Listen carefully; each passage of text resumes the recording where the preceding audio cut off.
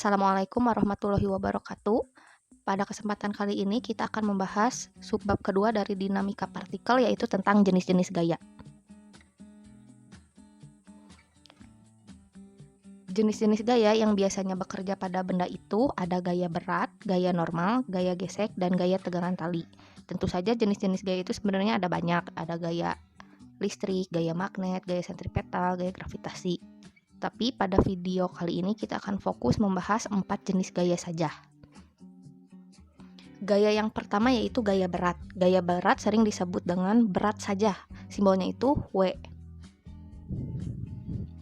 Gaya berat adalah gaya tarik bumi yang bekerja pada benda. Jadi benda yang punya massa pasti memiliki gaya berat. Gaya berat dirumuskan dengan W sama dengan M kali G. W itu gaya berat, satuannya Newton, M itu massa, satuannya kilogram, dan G itu percepatan gravitasi yang biasanya nilainya 10 meter per sekon kuadrat. Perbedaan massa dan berat. Dari namanya saja sudah berbeda, simbolnya juga berbeda, satuannya berbeda, tapi kita sering menganggap massa dan berat itu suatu besaran yang sama. Misalnya gini, kita suka nanya nih ke orang, berat kamu berapa? Tapi kita jawabnya dalam satuan kilogram. Padahal kan udah jelas ya kalau berat itu satuannya Newton. Berarti seharusnya pertanyaannya jadi gini, berapa massa kamu? Gitu. Selain itu, perbedaan massa dengan berat yaitu kalau massa tidak dipengaruhi gravitasi. Artinya misalnya kalian menimbang massa badan kalian. Misalnya nilainya 50 kilo. Karena massa tidak dipengaruhi gravitasi, berarti kalau kalian nimbang di bumi, di bulan, di planet lain, nilai massanya pasti bakal segitu aja, yaitu 50 kg. Kalau berat, dia itu dipengaruhi oleh gravitasi. Berarti kalau kalian mengukur berat kalian di bumi, di bulan, atau di planet lain, nilainya itu akan berbeda-beda, bergantung nilai gravitasi tempat kalian mengukur. Gaya berat, kan gaya ya, gaya itu termasuk besaran vektor, artinya punya arah. Untuk gaya berat, arahnya itu selalu menuju ke pusat bumi atau ke bawah. Misalnya ada sebuah benda terletak di atas bidang datar. Benda ini pasti punya massa. Elektron aja yang kecil banget punya massa. Apalagi benda kayak gini pasti punya massa. Kalau punya massa berarti punya gaya berat yang arahnya selalu menuju ke pusat bumi atau ke bawah. Berarti arahnya itu ke bawah seperti ini. W nilainya M kali G. Terus sekarang bagaimana nih kalau bendanya itu nempel di dinding kayak gambar? Arah gaya beratnya kemana? Tetap juga arah W-nya itu ke bawah, lurus ke bawah. Terus sekarang gimana kalau bendanya berada di atas bidang miring? Arah gaya beratnya tetap selalu lurus ke bawah, walaupun bidangnya miring, bendanya miring. Arah gaya berat mah selalu lurus ke bawah. Sekarang kalau bendanya misalnya menempel di atap, arah gaya beratnya tetap juga selalu ke bawah. Gaya yang kedua yaitu gaya normal. Gaya normal diberi simbol N. Gaya normal adalah gaya yang diberikan bidang pada benda karena adanya dua permukaan yang bersentuhan. Jadi kalau ada dua permukaan yang bersentuhan, pasti akan ada gaya normal. Gaya normalnya itu diberikan oleh bidang ke benda. Nah, arah gaya normalnya itu tegak lurus bidang atau membentuk sudut siku-siku dengan bidang. Misalnya ada sebuah benda terletak di atas bidang datar. Kan arah gaya normal itu tegak lurus bidang. Kita gambar dulu sudut siku-sikunya membentuk 90 derajat dengan bidang. Terus ingat, gaya normal itu gaya yang diberikan bidang ke benda. Bidangnya itu yang bawah sini. Bendanya di atas, berarti arah N-nya ke atas. Terus membentuk sudut siku-siku. Bidang di sini maksudnya bisa aja lantai atau tembok, itu tuh disebutnya bidang.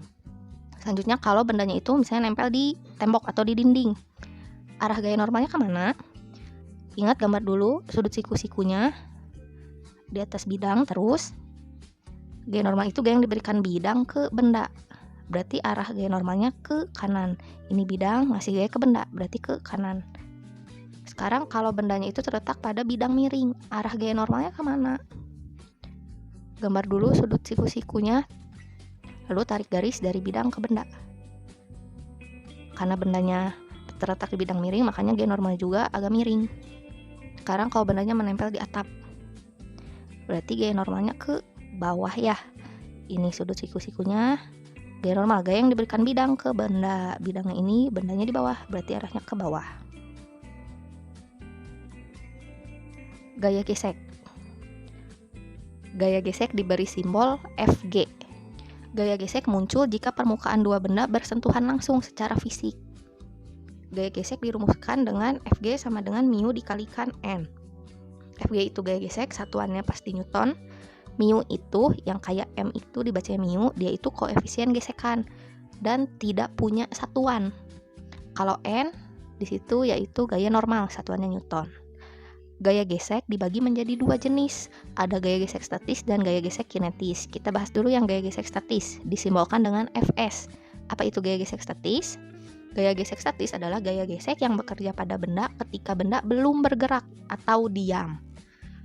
Rumusannya yaitu Fs sama dengan μs dikalikan dengan N. Selanjutnya gaya gesek kinetis, simbolnya Fk. Gaya gesek kinetis adalah gaya gesek yang bekerja pada benda ketika benda tersebut bergerak. Jadi kalau statisme bendanya diam, kalau kinetisme bendanya bergerak. Dirumuskan dengan Fk sama dengan μk dikalikan dengan N. Nah ini keterangannya.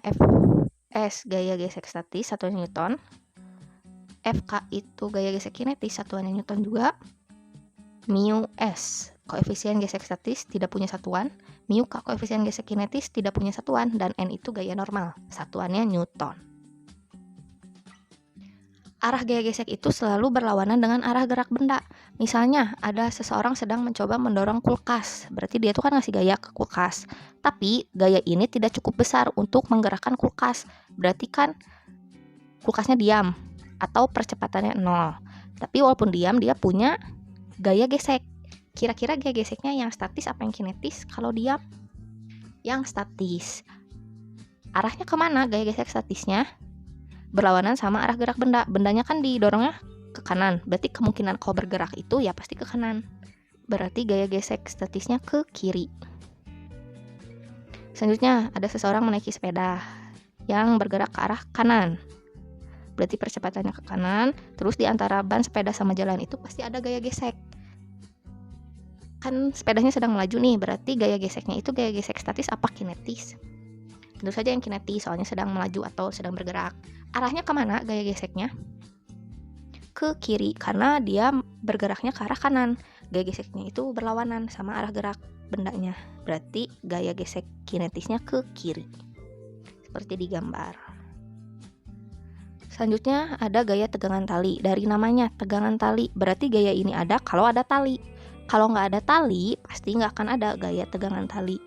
Gaya tegangan tali adalah gaya yang bekerja pada tali karena tali-tali tersebut tegang. Biasanya tegangan tali disimbolkan dengan huruf T. Terus satuannya pasti Newton. Misalnya ada 3 buah benda, benda A, B, dan C dihubungkan dengan tali. Terus benda C ditarik oleh sebuah gaya ke arah kanan. Nanti itu kan berarti tali-talinya tegang. Karena talinya ada 2, kita namain dulu. Misalnya yang kiri itu tali 1, yang kanan itu tali 2. Untuk menggambar gaya tegangan tali, caranya cukup digambar panah bolak-balik kayak di sini. Kita simbolkan dengan T1. Di tali 2 juga ada gaya tegangan tali.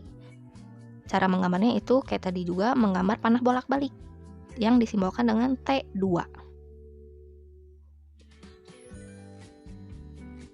Subbab ketiga dari dinamika partikel yaitu penerapan hukum Newton. Jadi di sini kita akan belajar cara menggambar gaya-gaya yang bekerja pada sebuah benda.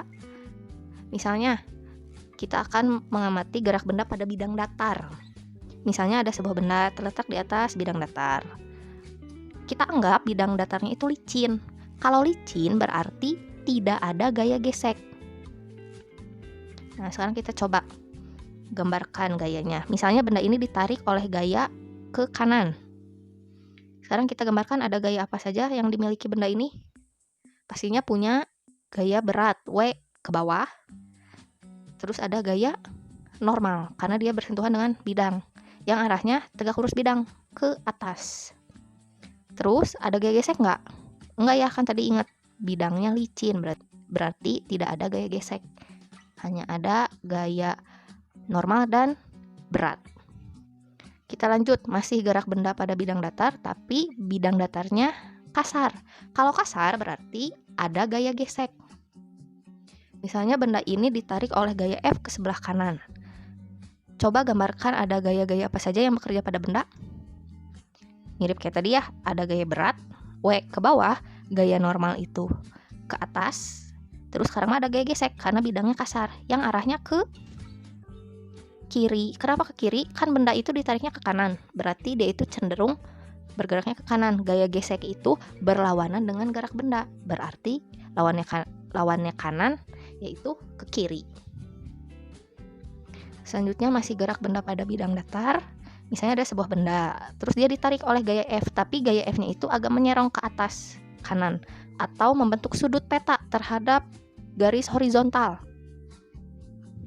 Kita anggap bidang datarnya itu kasar. Sekarang gimana nih cara menggambar gaya-gaya yang bekerja pada benda? Pertama mah kayak biasa dulu aja, gambarkan gaya-gaya yang ada pada benda, yaitu pastinya ada gaya berat, W, gaya normal ke atas, gaya yang diberikan bidang ke benda ya, ingat normal itu gaya yang diberikan bidang ke benda, berarti ke atas. Terus ada gaya gesek yang arahnya ke kiri. Kenapa gaya geseknya ke kiri? Kan benda itu walaupun ditariknya nyerong, tapi dia tuh kan agak cenderung ke arah kanan ya, berarti kalau bergerak pun pasti ke arah kanan, berarti gaya gesek itu lawannya, yaitu ke kiri. Kalau udah seperti ini, karena ada gaya yang miring, berarti kita harus gambarkan sumbu X dan Y seperti ini.